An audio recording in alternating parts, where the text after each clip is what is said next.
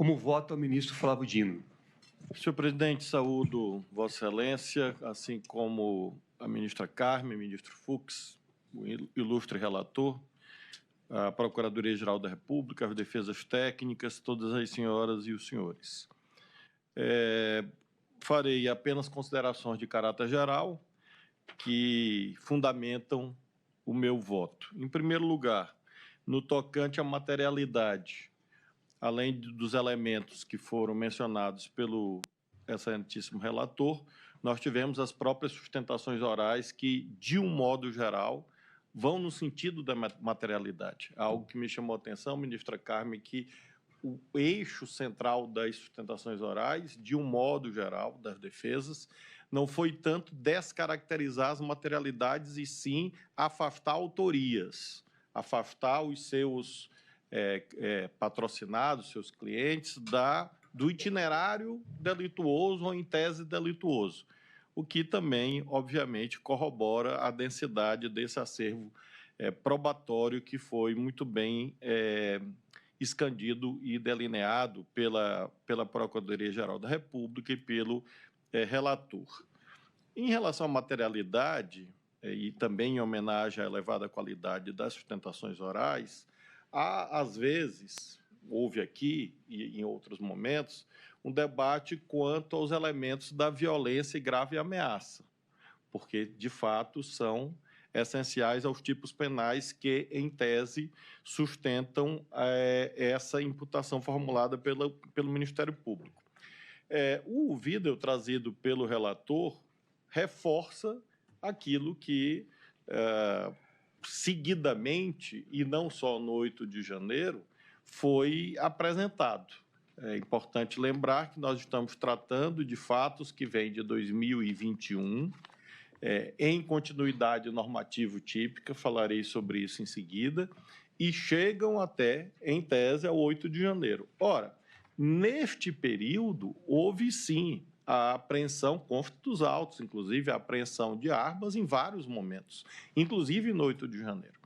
Entendido, e novamente me valho do relatório do Departamento de Justiça dos Estados Unidos sobre o 6 de janeiro, quando eles fizeram análise sobre os 48 meses de ataque ao Capitólio, eles dizem assim, literalmente com tradução livre, conforme comprovado no tribunal, as armas usadas e transportadas no Capitólio incluem armas de fogo, havia isto, claro, spray, tasers, armas brancas, vírgula, incluindo espada, machados e facas, instrumento de trabalho que foram usados como armas. E armas improvisadas, como móveis de escritório destruídos. Aqui vimos essa soldado, Marcela, falando em barra de ferro, cercas, bicicletários, escudos antimotim roubados, tacos de beisebol, tacos de hóquei, mastros de bandeira, canos de PVC e luvas reforçadas. Então, é este conceito de arma que nós estamos tratando aqui, este conceito que esteve no 6 de janeiro, lá no Capitólio, e que, infelizmente, esteve presente em vários momentos, como o senhor relator lembrou, desde bombas, e é interessante que consta dos autos que este senhor da bomba, ou estes senhores da bomba no aeroporto, no dia 23 ou 24 de dezembro, menciona que obtiveram os materiais no acampamento do Exército, mostrando um liame, portanto, entre esses vários momentos que estão aludidos na denúncia. Lembro que muitos dos participantes eram policiais e membros das Forças Armadas, e estes, não há dúvida, esses só andam armados. Eu não conheço um que não ande armado, seja os da ativa quanto os já reformados. Todos andam armados. Há alguns que são mais apaixonados pelas suas armas do que pelos seus cônjuges. Dormem com as armas debaixo do travesseiro. Dormem com as armas na cama. Dormem com as armas ao lado da mesa de cabeceira. Transportam para onde vão. Eu fui governador de um estado fui ministro da Justiça, essa é a realidade. Então, se havia, como de fato havia, inequivocamente, no conjunto de atos, a presença de integrantes das forças policiais e das Forças Armadas, não há dúvida, estavam armados. Porque essa é da natureza da função, diria que mais do que um direito, é um dever. E houve, ministra Carmen, apreensão de armas, inclusive nos ônibus, consta também nos inquéritos policiais quanto ao chamado 8 de janeiro. A tipificação, portanto, do 359-L e do 359-M, em tese, é possível. E não é uma novidade no direito brasileiro essa dupla tipificação. Ela vem de antes. Se nós lembrarmos a Lei de Segurança Nacional, em relação à qual há continuidade normativa típica, e esse é um detalhe importante na avaliação da materialidade e da viabilidade ou da justa causa, porque alguns dos fatos elencados antecedem a lei atual 14.197. E aí alguém poderia dizer, não havia tipicidade. Ocorre que havia uma tipificação quase igual, e eu tenho aqui uma referência doutrinária de um senhor chamado Michael Procópio. O senhor conhece, ministro Fux, esse cidadão? Me disseram que trabalha com o senhor. O Michael, né? Michael ou Michael, né? Porque lá no Maranhão tem um vereador que me apoia, preteritamente me apoiava, ele era conhecido como Michael Jackson. Que era Michael Jackson, né? Claro. Mas este caso, eu não sei se ele gosta de ser chamado de Michael ou de Michael. Mas, enfim, se ele quiser homenagear o Trump, é Michael. O senhor Michael Procópio e outros que aqui pesquisei, todos falam dessa duplicidade por conta da largueza dos bens jurídicos tutelados. Se nós formos à extinta e, em boa hora, sepultada Lei de Segurança Nacional, os artigos 17 e 18, ela já tratava em dois tipos penais diferentes. De um lado, tentar mudar com o emprego de violência ou grave ameaça a ordem, o regime vigente ao Estado de Direito. Esse era um crime, reclusão de 3 a 15. E no outro, 18, tentar impedir com o emprego de violência ou grave ameaça, esses elementos sempre presentes, como na lei em vigor, o livre exercício de qualquer dos poderes da União dos Estados, reclusão de 2 a 6. Então, este debate sobre absorção ou consunção, que não é feito, obviamente, no recebimento da denúncia, é cabível, mas ele antecede a lei de setembro de 2021.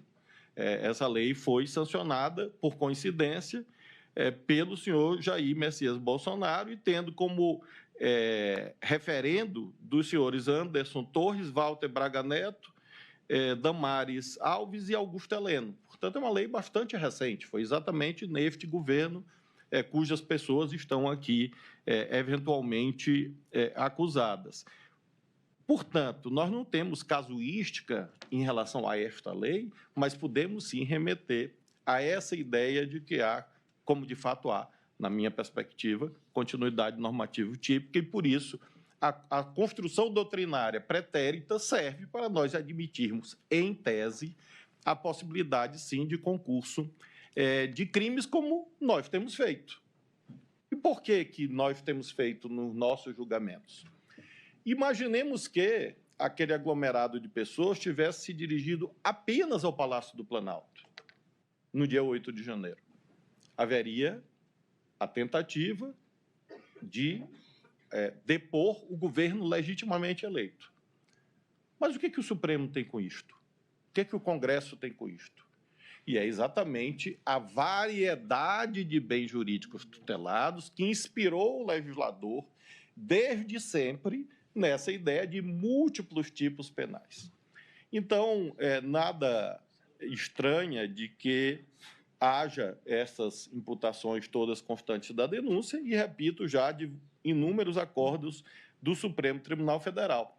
Em tese, sim, é possível, não há dúvida que é possível que alguém consuma o crime de tentar ou atentar contra o governo legitimamente eleito e não queira destruir o Estado Democrático de Direito e vice-versa.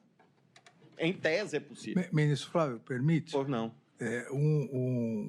Um exemplo ocorreu mundialmente na Polônia, quando o presidente, o Congresso, o parlamento polonês atentaram contra o Tribunal Constitucional polonês, fazendo algo, qualquer semelhança é mera coincidência, que foi feito aqui com o AI-2, de mudar a composição da corte. Lá alteraram de 70 para 65 anos, retroativamente retiraram os 5 juízes que eram contrários às medidas inconstitucionais.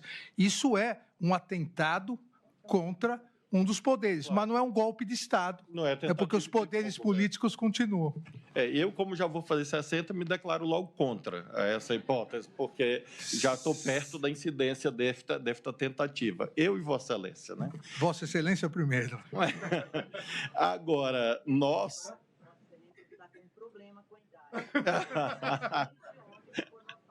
É por conta do peso em mim. Mas, voltando, portanto, à temática do concurso ou da absorção, é claro que isso vai ser debatido em tese. Mas, quanto à materialidade, não há dúvida quanto à sua viabilidade. Exatamente porque houve o ataque ao Supremo, ao Congresso, ao TSE e ao Palácio Planalto em outro momento. É claro que, quanto aos fatos supostamente existentes, que serão objeto de instrução, que antecedem o dia 1º de janeiro de 2023, é claro que quem eventualmente estava ali perpetrando aqueles atos não queria depor o governo do qual fazia parte. Óbvio. E aí nós teremos, portanto, o debate de provas para a configuração ou não. Agora, como proposta de que haja a conjugação, o concurso entre esses crimes, a inviabilidade técnica, claro que não, pelo contrário. E, desde sempre, como mencionei, há essa ideia de múltipla tutela em relação a esses bens jurídicos primaciais. Como a ministra Carmen foi elogiada pelo presidente Trump, e eu não vou ficar atrás, eu trouxe um precedente da senhora, desta primeira turma. Eu trouxe um da ministra Rosa também. E Carmen, em 2007, disse o seguinte, nesta primeira turma: não é lícito ao juiz, no ato de recebimento da denúncia, quando faz apenas juízo de admissibilidade da acusação, conferir definição jurídica aos fatos narrados na peça acusatória. Poderá fazê-lo no momento da prolação da sentença. Então, claro que nós não estamos aqui fazendo classificação jurídica em relação aos fatos. Faremos no momento próprio. E a ministra Rosa, já mais recentemente, em 2013, no mesmo sentido, assentou, nesta primeira turma, que a sentença é o momento processual oportuno para emendar-se libele, até o do 383, apenas quando houvesse uma repercussão na definição da competência, que poderia haver essa antecipação da classificação jurídica. Disso não se cuida, portanto, eu tenho total conforto doutrinário, jurisprudencial, para, nesse aspecto, reconhecer esta materialidade em tese existente, tanto quanto ao 359L, quanto ao 359M. E aí vem uma ideia, não, mas isso leva a uma desproporcionalidade das penas. É importante deixar claro, quem define os trilhos da proporcionalidade da pena, primariamente, não é o Poder Judiciário, é o Poder Legislativo. E, ao fazê-lo, neste caso, nós temos, inclusive, matriz constitucional. Se nós formos no artigo 5º, inciso 54 da Constituição, lá está dito: constitui crime inafiançável e imprescritível a ação de grupos armados, civis ou militares, contra a ordem constitucional e o Estado democrático.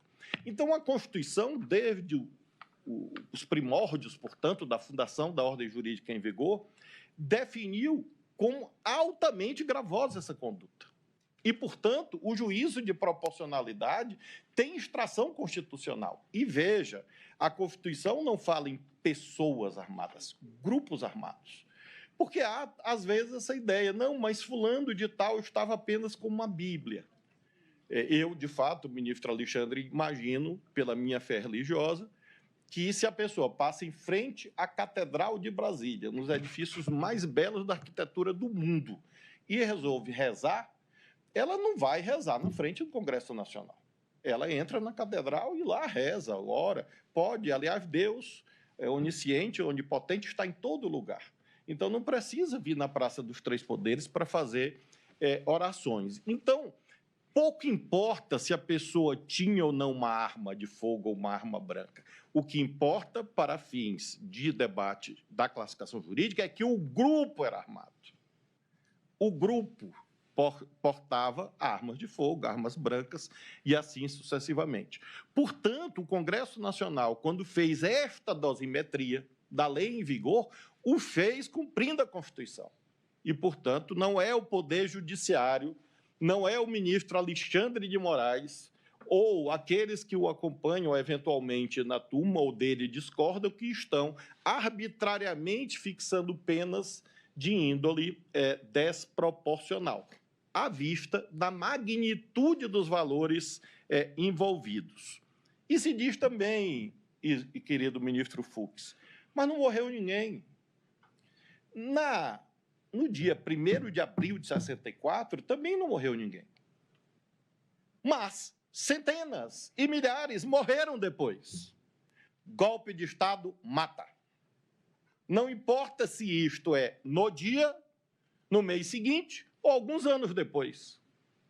Vimos isto agora, porque a arte é fonte do direito também, bem sabemos, nas telas, pela pena, de um lado, de Marcelo Rubens Paiva, de outro, pela genialidade de Walter Salles, Fernanda Torres e outros tantos que orgulham a cultura brasileira. Fonte do direito, o que eles estão mostrando ali? Remarcando o caráter permanente e hediondo do desaparecimento de pessoas, de tortura, de assassinatos que derivam de quê?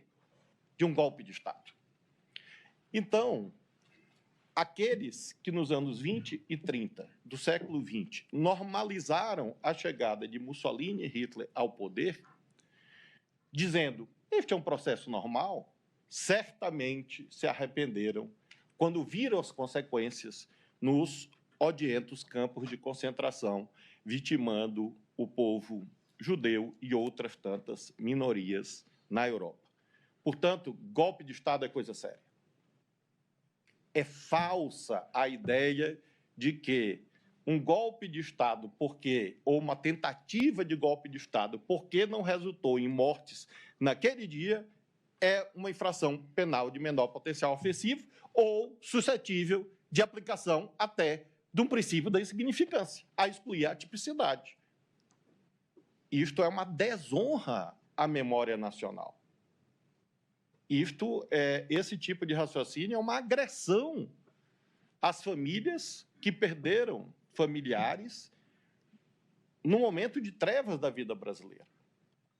E isto reverbera em um tribunal na medida em que, repito, nós não estamos aqui friamente cumprindo a ordem jurídica sem levar em conta aquilo que o ministro Fux, meu amigo tão querido, sempre lembra quanto ao consequencialismo, que é um mandamento legal. O Tribunal Constitucional ele não pode ser consequencialista. Ele é obrigado a ser consequencialista. É da natureza dele, inclusive pela sua condição de órgão de cúpula do Estado. Então, sob todos esses aspectos, eminente presidente Cristiano Zanin, penso que, se não morreu, poderia ter morrido.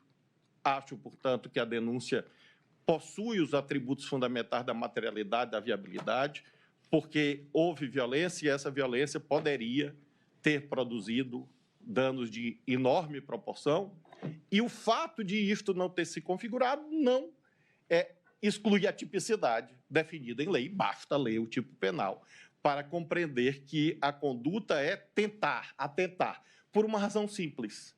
Se fosse consumado, o golpe de Estado não tinha viabilidade na persecução penal, porque não haveria juízes para julgar.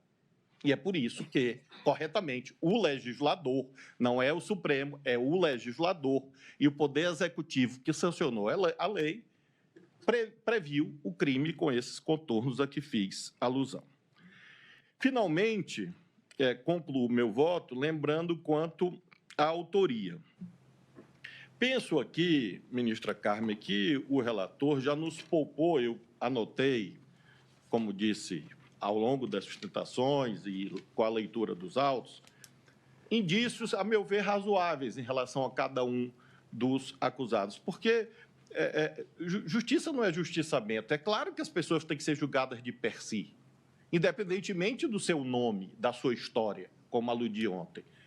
Temos que aferir as condutas, uma a uma, independentemente do juízo moral ou de qualquer outra natureza que nós tenhamos sobre essas pessoas. Isso não comparece no tribunal. A toga serve para isso. E o que nos distingue de ditadores é que a nossa subjetividade é controlada pelas normas jurídicas. Se não houvesse normas jurídicas, não haveria direito, não haveria segurança para todos que este Supremo sempre deu, com seus acertos e erros, inerentes a qualquer instituição humana. Mas se nós olharmos, desde o alvorecer da República, temos que dar razão a Campos Salles. É a joia das instituições republicanas, disse Campos Salles, quando ministro da Justiça no primeiro dos governos republicanos. Então, de um modo geral, creio que o Supremo terá as condições de, ao longo da instrução, aferir esses indícios de per si para a identificação da participação concreta de cada um. E acho, de fato, razoável, alguns disseram isto, olha, não há liame entre um evento e outro. Claro que é absolutamente razoável essa matéria probatória. Eu lembro, ministra Carmen, de uma história das lendas políticas do Maranhão, que na década de 50 resolveram invadir o Palácio do Governo do Estado. E aí havia um cidadão muito corajoso, cujo ele era conhecido como bota para moer. E aí entregaram a bandeira do Brasil, nesse tempo só se usava a bandeira do Brasil em manifestação, botaram o bota para moer bem na frente. E esta marcha atravessou São Luís, e quando chegou na fronteira do palácio, havia policiais, bota para moer olhou os policiais, as metralhadoras, e entregou a bandeira nacional com o seguinte brado: a partir daqui, arrumem um mais doido do que eu. Então, é possível que alguém tenha desistido. E nós vamos debater se isso configurou ou não o delineamento, a tipificação de uma ou outra conduta, ou de nenhuma, mas no curso da instrução. Esse é o juízo de autoria, né, próprio da instrução processual. E, evidentemente, como mencionei, a classificação jurídica ao final, inclusive quanto à dosimetria, a partir não das vontades individuais de cada um dos julgadores, porque, repito, isto não comparece em um tribunal com a tradição e com a autoridade moral e jurídica que o Supremo Tribunal Federal tem.